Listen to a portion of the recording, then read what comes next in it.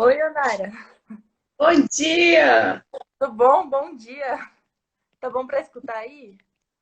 Tá ótimo, tá dando pra ouvir. Ah, tá jóia, então. O Tudo som bem? tá bom? Eu acho que eu preciso pegar o fone, né? Tá bom o som? Aqui tá tranquilo, Então tá. tá bom? Bom, o pessoal tá entrando aí. Vou começar te apresentando, então, tudo bem? Pode ser? Tudo.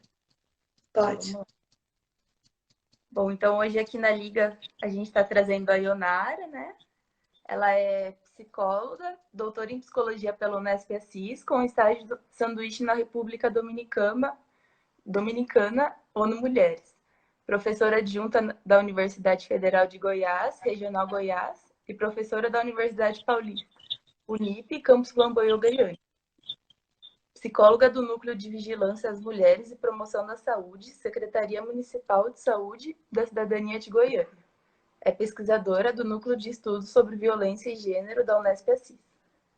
Psicóloga na Organização Médicos Sem Fronteiras, com atuação nos territórios ocupados da Palestina 2011, Tabatinga, Amazonas 2012, Fronteira da Turquia e Síria 2014-2015, Libéria 2015, Equador 2016 e Etiópia 2019. Tem experiência na área de psicologia, com ênfase em psicologia social e saúde, atuando principalmente nos seguintes temas: saúde mental, gênero, psicologia da gestão integral de riscos e desastres, violência e saúde coletiva.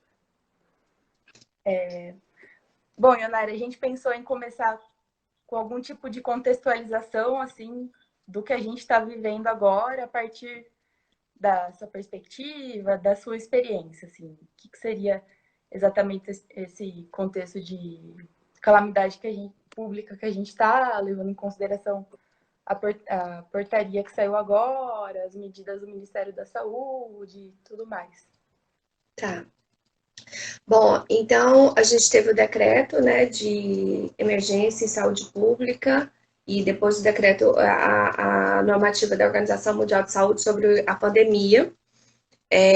Nessa escala, a gente não tinha vivido antes no mundo, né? A gente teve, se não me engano, seis grandes pandemias, né? Desde que a gente virou o século, mas não nesse contexto, né? Com certeza a epidemia de Ebola que houve em 2014, ela atingiu também muitas pessoas, mas ela foi focada, né, em três países do continente africano e só alguns outros países que apresentaram depois.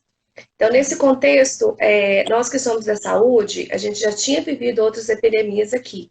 Quem é do SUS há mais tempo, viveu há muitos anos atrás, eu nunca vivi, mas aqui cólera, H1N1, mais recentemente a epidemia de Zika, que afetou, e muitos psicólogos também trabalharam em criando protocolos de atenção psicossocial para as famílias, né, que foram afetadas, e principalmente com apoio para gestantes exantemáticas na época, e agora depois as crianças com síndrome neurológica. E então, a gente tinha uma experiência, grande parte dos profissionais do SUS estão há mais tempo já tinha essa experiência, mas jamais a sociedade como um todo tinha vivenciado uma grande quarentena, distanciamento social e regras muito rígidas de contato corporal.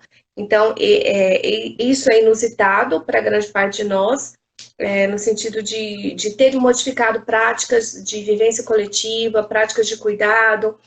Tem colegas que já estão assim desenvolvendo práticas de cuidado com a sacolinha de supermercado quando chega assim, como lavar a sacolinha.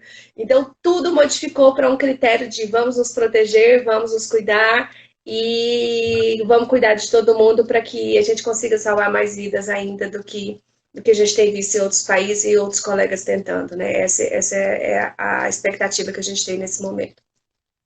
Uhum. E em termos de medida, assim, do Brasil, como que você vê isso? Ou até o...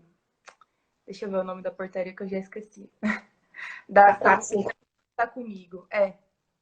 De qual? A portaria que dispõe sobre a ação O Brasil Conta Comigo, profissionais da saúde. Ah, a portaria que faz uma chamada para o cadastro, né? Uhum. Isso. Tá, então são várias portarias, eu indico que vocês entrem no site do Ministério, da saúde, e em cada estado em que estejam, entra no site do estado da cidade da prefeitura.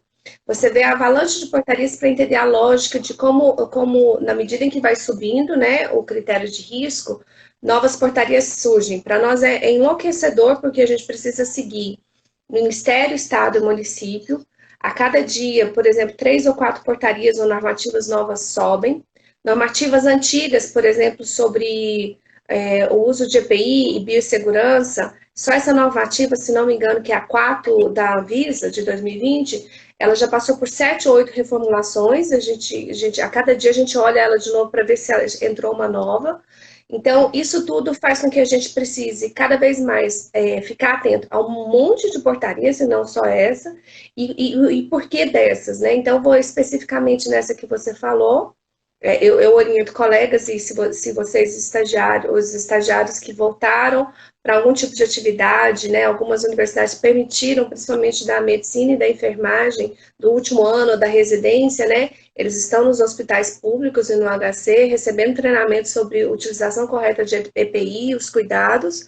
E então tem a normativa da Anvisa, eu queria ressaltar essa, e uma série de outras que podem nos proteger vocês que estejam nesse trabalho, que grande parte de nós da saúde não estamos em distanciamento social. Eu tenho trabalhado 12, 13 horas por dia, essa voz meio rouca é de tanto fazer capacitação com os colegas e criando uma linha de cuidado de atenção psicossocial.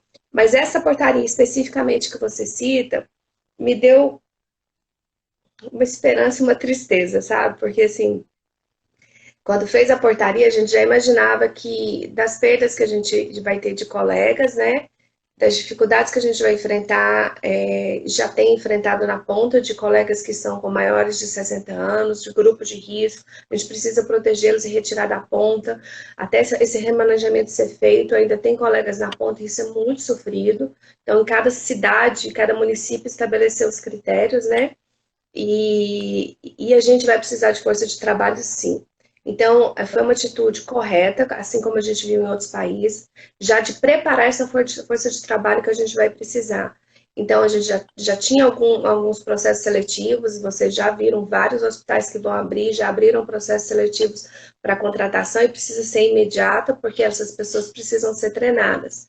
A gente espera que essa força de trabalho venha para apoiar em atividades meio e administrativa, porque a gente precisa de pessoas com experiência na ponta, né? Então, por um lado, foi difícil enxergar que isso vai acontecer, que a gente vai precisar, que do jeito que estamos não vamos conseguir. E por outro lado, uma esperança de muitos colegas já se prontificarem, né, a nos apoiar, e eu apoiar no momento que não tiver mais em Goiânia, sendo tão necessário que eu possa apoiar em outros locais do país, né? Então, eu me vejo apoiando, sim. Mas, por outro lado, foi, sim, assustador ver colegas entrando em pânico e dizendo que não iria fazer o cadastro, que ele é obrigatório. Ninguém entendeu da forma como foi colocado, e depois o ministro tentou de novo colocar, que esclarecer. Com certeza ele precisava ter conversado com os conselhos profissionais antes de lançar, né? A mesma coisa com a residência, mas assim, na emergência, a gente já recebe informações de fora do que tem ajudado a apoiar a força de trabalho, e é uma medida necessária, mas desde que seja com suporte, não é compulsório, não é disso que se trata, é a gente de novo resgatar a solidariedade. Então foi sofrido ver colegas em pânico dizendo assim, como agora eu vou ter que sair? Porque não era isso, era um convite a uma força de trabalho solidária que a gente vai precisar, e que seja bem treinada, que seja suportiva e que seja protetiva, mas assim, mais do que nunca a gente precisa de profissionais que nos apoiem, porque as próximas semanas realmente não vão ser fáceis. Sim, certo, entendi. Parece que, acho que até mais no meu meio, assim, que é pessoal que ainda está na universidade, recém-formado, a gente acho que sentiu também um pouco esse, parece que tá um certo clima de guerra chegando, e a gente também ficou falando, nossa, parece que daí vem essa coisa, não, porque tem que dialogar para tomar medida, mas no ponto que a gente está, acho que é muito isso que você falou, assim, é muito emergencial, né? Tem que entender que é de fato uma questão de solidariedade, assim, por enquanto, e ver como a É gente porque pode. Eu vou dar um exemplo. Eu estou no Núcleo de Vigilância às Violências, que é dentro da Secretaria Municipal de Saúde de Goiânia. Parte da nossa força de trabalho já foi dividida. Eu estou no apoio à linha de atenção psicossocial e saúde mental para trabalhadores e para a comunidade, construindo planos e já capacitando trabalhadores para cuidar dos nossos colegas, para cuidar da população, construindo protocolos ou planos para apoio à comunidade. E, assim, é muito difícil falar disso, mas quando começar os funerais seguros serão muito difíceis, porque a família não pode estar presente. Como é que a atenção primária e assistência social já pode minimamente tentar humanizar, com contatos com lista de líderes religiosos, como acionar. Então, assim, a frente de trabalho não é você ir para dentro de uma UTI atender um paciente. Eu vejo, por exemplo, residentes nos ajudariam muito em continuar o monitoramento das violências, que é uma área meio. Então, as violências não vão deixar de existir porque está acontecendo a pandemia. Pelo contrário, a Organização Mundial de Saúde e os manuais internacionais mostram que a violência interpessoal aumenta após um desastre ou durante a pandemia. Com o distanciamento social e esse confinamento, a gente já tem dados de violência familiar e interpessoal aumentando. Do clima de medo e angústia pode agudizar sinais e sintomas de pessoas que já têm uma vulnerabilidade, um transtorno depressivo e aumentar as tentativas de suicídio. Então, se a gente tivesse apoiadores para nos apoiarem, por exemplo, no que eu deixei de fazer do monitoramento de pessoas que tentaram suicídio, para saber, você foi atendida, qual CAPS que vai te atender, para onde você deve ser encaminhado, mesmo que seja um monitoramento remoto, para ter certeza que essa pessoa vai ser acolhida e cuidada. Isso ajudaria muito. Então, quando fala de uma força de trabalho, eu consigo imaginar uma série de coisas que residentes, estagiários ou profissionais que não são da linha de frente podem vir para nos apoiar para que a gente esteja na linha de frente. Então, é isso. Tem muita coisa para fazer e não necessariamente eu ir lá atender o paciente positivo, né? E eu acho que tem como a gente fazer isso, tem como construir protocolos que sejam seguros para vocês estagiários, os estudantes não podem, mas para os estagiários, desde que sejam capacitados para isso, é possível a gente construir solidariedade, apoio para essas equipes que estão lá na frente.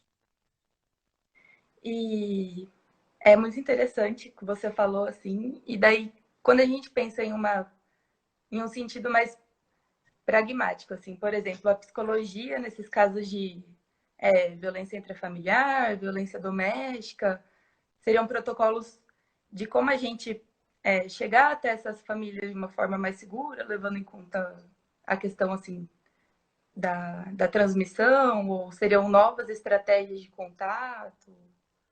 Novas estratégias. Novas estratégias. Eu imagino que, por exemplo, só vai chegar para a gente os casos notificados nas unidades de saúde. Então, a pessoa está em isolamento, foi espancada hoje, está num CAIS, numa unidade de urgência nesse momento. De lá, se for uma criança ou adolescente ou uma vítima de violência sexual, a gente vai manter o protocolo de atendimento para que ela seja atendida lá e depois para que ela seja encaminhada ou orientada que vá à delegacia. No caso de criança, é compulsório, o conselho tutelar já tem que ser acionado. Daí vai ser acionada uma série de outras questões da rede. Então, nunca, jamais imaginar que a primeira ação é a da visita domiciliar. Pelo contrário, nem antes da pandemia não era isso. É ligar para o profissional que acolheu, saber se tem um profissional da ponta que vai monitorar a partir de agora, acionar o juizado para ver se essa criança precisa ir para outro lugar, ou a família, acionar a delegacia da mulher para ver como é que vai ser a proteção. Então, tem uma série de coisas que a gente pode fazer por telefone, conversando com essa pessoa para ver para onde ela foi, o que foi feito, no outro dia, se é uma tentativa de suicídio, falando com os familiares, para onde encaminhar, aumentando a vigilância, se iniciou a medicação e está em casa, qual vigilância precisa ser estabelecida. Então, é disso que a gente está falando, que a gente tem outras formas que podem ser utilizadas por uma linha telefônica comum, se a Secretaria de Saúde já comprar os celulares para a lista de transmissão, ter um plantão que de WhatsApp para que a gente possa acionar essas famílias e elas saberem que pode nos acionar e ter profissionais que vão dar o plantão em diferentes momentos. Isso tudo é possível construir, possível fazer e não necessariamente imaginar que se você for para a saúde, você estaria na linha de frente. Eu acho que esse grande medo O pânico fez a gente até perder a perspectiva de estratégias de cuidado. Então, é disso que a gente está falando. Tem estratégias de cuidado que podem ser mantidas, sem que a gente se coloque em risco, vocês estudantes, e que a população não seja desassistida. Eu acho que parece que a pandemia tirou muito o foco dessa outra realidade que não para, né? E não sei, parece que tem hora que a psicologia traz uma perspectiva que é muito dessa também, desse atendimento online.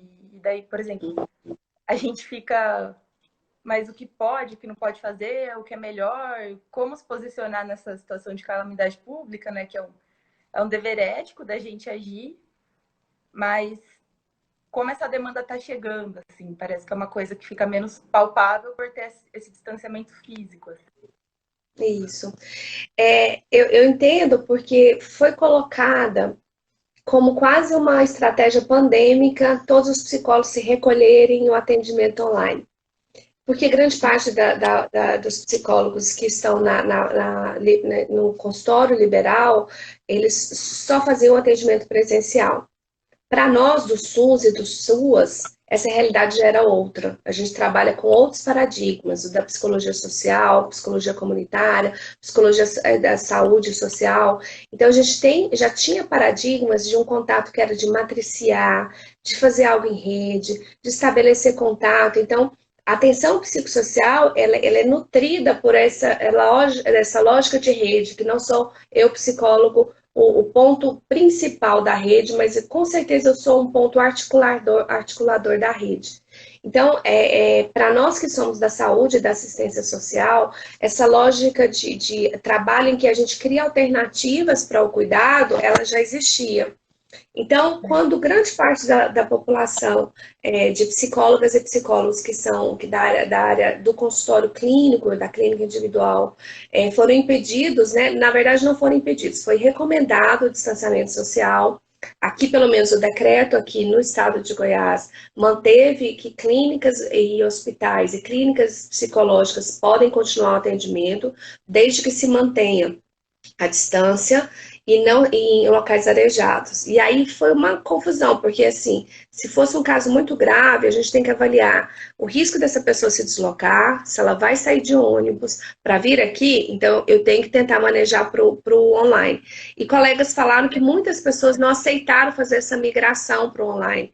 Então, algumas sim aceitaram, outras não, e elas tiveram que avaliar como poderia ser. Então, ao fazer a migração, tem que ter uma série de critérios, né? Esse paciente vai ser assistido por mim, ele sabe manejar essa videochamada, ele sabe o risco que corre de ficar alguma coisa ou de gravar, ele sabe que ele tem que vir para um local que não pode outras pessoas estarem escutando. Então, ela tem todo um enquadro. Então, quando a maior parte dos psicólogos foram autorizados pelo conselho de forma correta a se cadastrarem, mas tinha que estudar, não era só se cadastrar, é se cadastrar e estudar, para que eu, psicóloga, também me resguarde de tudo que vai acontecer. Essa migração foi uma migração em massa, importante. Muitos colegas passaram a ofertar o cuidado também para as equipes de saúde, que são fantásticos. Então, toda essa migração gerou quase que assim, a única possibilidade de trabalho da psicologia é essa. Não é. Então, a gente teve reuniões essa semana e semana passada, a gente tem psicólogas e psicólogos que continuam nos CREAS e CRAS da assistência e nas unidades das equipes volantes. Na saúde, a gente continua em todos os locais, CAPs, centros de saúde, hospitais, e a gente foi realocado para uma outra função. Então, psicólogos que eram que faziam o ambulatório, em serviço de saúde, essa lógica do ambulatório foi encerrada, não pode mais um ambulatório, e eles tiveram que criar como monitorar os casos e como é que eles vão readequar esses processos de trabalho para apoiar as equipes que estão trabalhando e apoiar a população, gerenciando uma outra forma de pandemia que chegou agora, que foi a do medo. Então, antes mesmo da pandemia do coronavírus chegar, porque na verdade ela está chegando nessa semana, em termos de casos, chegou o medo. E o medo, a ansiedade congelou pessoas, congelou comunidades. Então, a gente precisa redirecionar a lógica. Então, muitos psicólogos, e vocês mesmos que estão na universidade, têm um papel fundamental de criar materiais que sejam materiais seguros para a população. Eu vou dar um exemplo. A gente precisa muito de vocês fazendo pesquisa nesse momento, porque a gente não consegue levantar os estudos internacionais. Então, a gente tem muito estudo sobre as quarentenas, mas pouco estudo sobre, por exemplo, a eficácia de algumas estratégias com algumas famílias, em termos psicológicos. Então, está na hora da gente começar, e vocês também, e assim, ó, pega o que já foi, monta um protocolo mínimo, qual a equipe que está monitorando isso. Então, a gente não está monitorando o risco psicológico das pessoas que foram para o isolamento após ter sido positivado o caso suspeito. A gente precisa monitorar isso. A gente precisa, e aí eu vi estudos esse final de semana muito interessantes de quais os profissionais que mais tiveram saúde mental após uma pandemia. Eles olharam muito MERS e SARS, que foram grandes pandemias em outros locais, né? Principalmente no Oriente. Então, quando eles avaliaram, uma das coisas que eu estava conversando com uma psicóloga hospitalar ontem, uma das coisas que mais criou saúde mental era a equipe ter proteção e receber orientação segura. Então, se eu já sei disso, eu preciso toda hora voltar lá, porque o medo fez as minhas equipes não ouvirem o que era biossegurança e começaram a criar outras perspectivas. Então, assim, para atender paciente, eles se paramentavam. Na hora que saía, senta no café, fica um conversando com o outro coladinho, beijo e abraça. Então, o que é isso? O medo fez eu entender que lá era inseguro e aqui é seguro. Então, a gente precisa redimensionar os comportamentos que sejam saudáveis no contato direto e quando eu estou só em equipe. As pesquisas mostraram que as equipes de enfermagem, principalmente, que mais apresentaram saúde, foram aquelas que receberam mensagens dos pacientes curados. Eu achei isso lindo. Então, como que a gente pode montar protocolos e, por exemplo, vocês serem pontos de referência de receber a lista de curados, a universidade se compromete junto com o CIEVES a monitorar e a gente faz um link entre a lista de curados com a equipe de enfermagem, que a gente transmita mensagens e que a gente crie isso. Então, essas coisas que são área meio são fantásticas. Então, os estudos podem nos dar alternativas para que a gente continue o cuidado, porque não é só agora na sobrecarga de trabalho. A sobrecarga de trabalho intensa, a gente precisa das equipes de saúde do trabalhador, dos sindicatos nos acompanhando, do Ministério Público, porque a gente precisa não só do EPI, mas a gente precisa mudanças de comportamento e a gente precisa enxergar que não são só as palmas que estão batendo lá fora mais tarde. É assim, ó, tem gestores preocupados com as nossas equipes nesse momento, eles estão sim nos apoiando, e aí como que eles estão apoiando, em que medida que eu preciso pedir um apoio maior ou uma intervenção, mas também em que medida eu tenho um apoio psicológico de pensar que tudo aquilo que eu estou fazendo tem sentido. E se eu não sei, por exemplo, são 10 saíram de alta e estão bem, e nesse meu plantão 3 foram a óbito, o óbito é muito pesado para a equipe, é muito sofrido a gente vivenciar isso, todo o manejo que teve aquelas últimas 12 horas de plantão. Então, assim, eu termino o plantão e se tem alguém para apoiar e falar assim, olha, mas 10 pessoas mandaram uma mensagem para você hoje que elas estão em casa. Sim. E, Ionara, aí você disse dessa articulação, né, que seria daí a universidade, com o sistema de saúde, de assistência. Como que dá, assim, essa ponte? Por exemplo, a gente informaria o sistema que a gente está tendo essa iniciativa e tentaria ver uma boa demanda de pesquisa? A primeira coisa, assim, eu não sei se o calendário de vocês foram suspensos, algumas universidades o calendário foi suspenso, mas os projetos de pesquisa e extensão, eles podem ser reativados.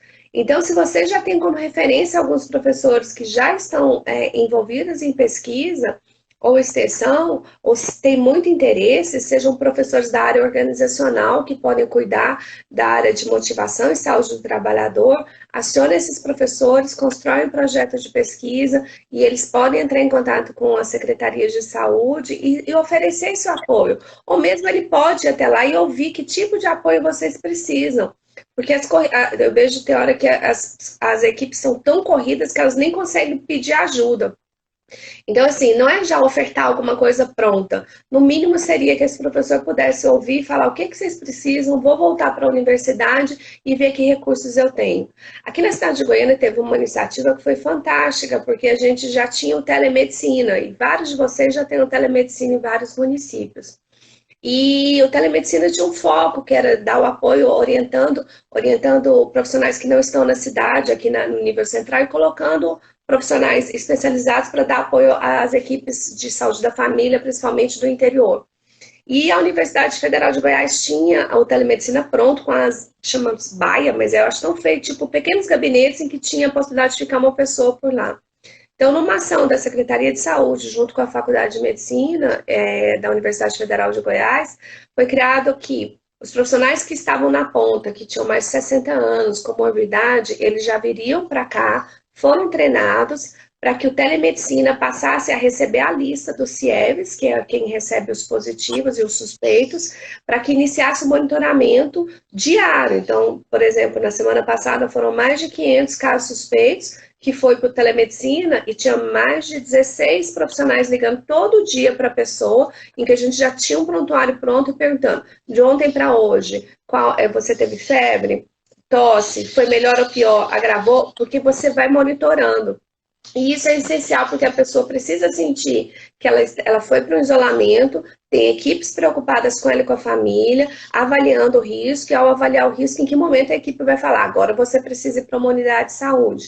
E nisso eu já estou falando há um tempo, e a gente vai criar aqui, que tem apoio psicológico também. Então, acho que, se não me engano, na próxima semana, de 2 a 4 psicólogas vão para esse telemedicina, para que a gente consiga dar apoio para ver qual o risco psicológico. Quanto mais o isolamento for seguro, quanto mais a gente garantir aquela família que ela não está sozinha. Então, eu imagino, a gente está monitorando um pouco. Imagina na hora que, daqui a 2 semanas, na hora que explodir. Qual apoio essas equipes de saúde do seu município têm para fazer isso, para fazer essas ligações? Então, se tivesse uma possibilidade, isso é fantástico, porque as equipes podem sim apoiar e isso é importante. Sim, faz total sentido. E, Ionara, agora voltando um pouquinho mais para aquela parte que seria um pouco de manejo mais clínico, assim, até talvez pensando nesse formato de atendimento online, existe um modelo para esse momento que seria mais recomendado, assim, pensando nessas questões que estão surgindo, de muita ansiedade, depressão, história de isolamento mesmo que as pessoas estão. Eu acho que na minha cabeça, eu penso que tem modelos distintos. A gente recebeu um manual da Cruz Vermelha Internacional, que já traduziu o manual que eles tinham de um manejo online para esse momento da pandemia, que seria qual o manejo do cuidado, do estresse, da ansiedade. Então, eu acho que tem esses modelos para o atendimento com esse enquadre. Só que para qualquer atendimento online, eu acho que eu preciso ter, minimamente me preparar. E aí, para me preparar, aquele manual da Organização Mundial de Saúde, da OPAS, que se chama Primeiros Cuidados Psicológicos, quando eu estive aí, eu deixei com vocês, aquele manual, ele é muito simples para um atendimento a uma pessoa que esteja com um sofrimento intenso após um desastre. Eu fico imaginando que ele pode ser adaptado para esse sofrimento intenso durante a pandemia. Esse sofrimento agora é mais o medo e o pânico. Mais à frente vai ser o do isolamento compulsório, porque eu positivei e eu posso ter sintomas leves, mas mesmo assim eu tive que me isolar. E os estudos científicos já falam que uma coisa é o distanciamento em que eu faço de forma cooperativa, ou seja, o governo mandou e eu sei que eu tenho que ficar. A outra é quando eu tenho sinal e sintoma, vou na unidade de saúde e é leve, eu vou ter que voltar para casa. E moro com mais 5 ou 6 pessoas que vão usar o mesmo banheiro. Então, eu me reconstruí isso e ficando de uma forma que seja bem atendido. Então, para mim, um outro enquadro é esse de monitoramento desse isolamento pós um atendimento médico em que foi indicado o isolamento. A outra coisa é de profissionais de saúde que estão na linha de frente. Para o enquadramento para esses profissionais, eu tenho que saber fazer manejo de estresse e ansiedade, mas eu tenho que me preparar antes com mais informações. Por exemplo, eu preciso ter informações legais sobre saúde do trabalhador. Eu não posso só trabalhar a ansiedade, o medo, motivar para que ele volte ao trabalho, sem ter clareza do risco que essa pessoa corre. Então, eu acho que no mínimo normativas de saúde do trabalhador, eu preciso entender. A mesma coisa com estudantes, né? Se eu estou atendendo uma de vocês que foi para a linha de frente, está fazendo tal coisa, que, por exemplo, seria já de comunicação de óbitos, e você começa a comunicar óbitos e isso tem um impacto em você. Eu preciso saber que qualquer estudante tem, além da supervisão, eu tenho que dar uma atenção redobrada na medida em que vai aumentando o sofrimento. E eu não colocaria um estudante para fazer isso, porque já seria muito pesado em termos psicológicos. Então, Tá. o enquadro é outro. Eu precisaria de profissionais já com experiência para acompanhar essa questão. Então, eu entendo que o atendimento online precisa ter normativas, e essa da Organização Mundial de Saúde, que é do primeiros cuidados psicológicos, você jogar no Google, você consegue ver, ele fala que a primeira você tem que se preparar, depois observar. Então, ele está falando de uma coisa ao vivo, que você chegou após um terremoto, precisa fazer isso para manejar as pessoas com estresse maior. Mas eu imagino, e eu consigo me ver me preparando para um atendimento online, pensando, eu vou atender uma mulher que foi positivada e acabou de perder o marido.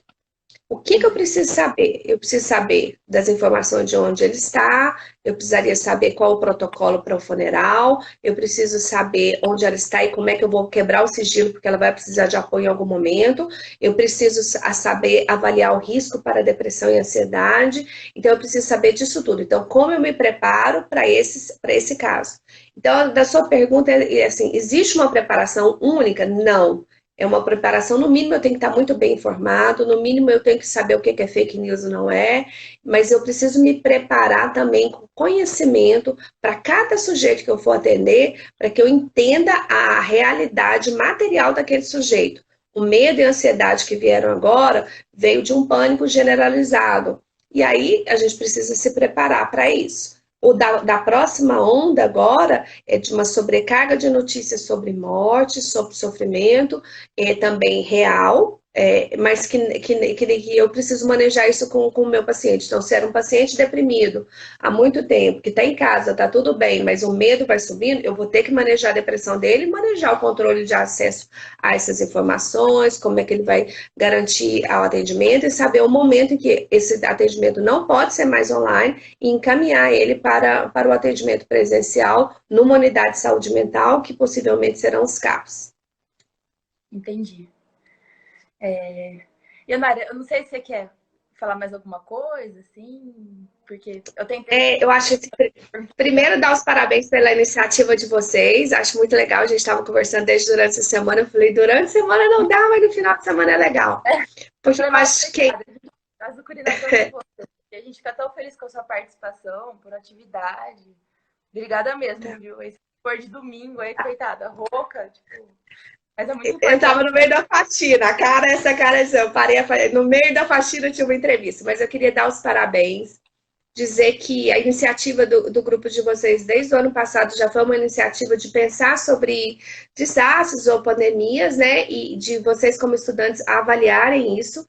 E uma coisa importante de residentes, estudantes e estagiários, nesse convite que foi feito, é entender que é possível fazer de uma forma que seja protetiva, cuidadosa, ou mesmo se vocês que são estudantes e já não estão tendo aula, ou algumas universidades privadas estão tendo aula online, como é que a gente garante o entendimento de que essa minha aula vai continuar favorecendo o meu conhecimento, mas principalmente como é que projetos de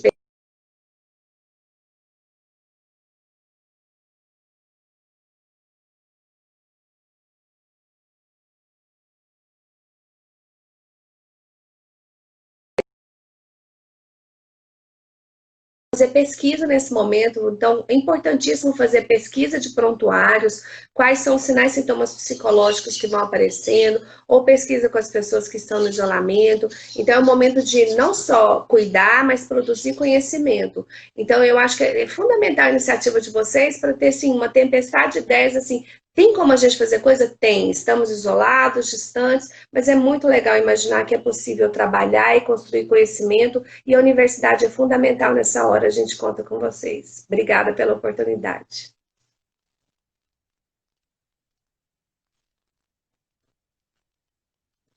Aconteceu alguma coisa que apagou e eu não estou te ouvindo.